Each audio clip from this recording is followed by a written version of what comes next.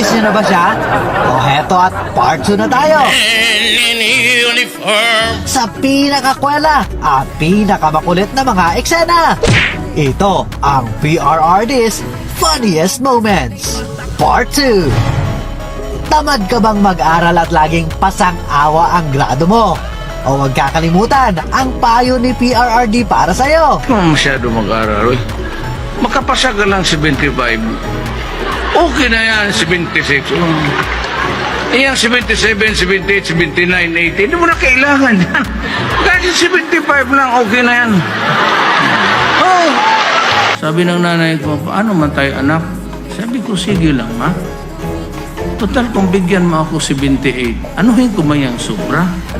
75 bang kailangan ko para makaakyat ako?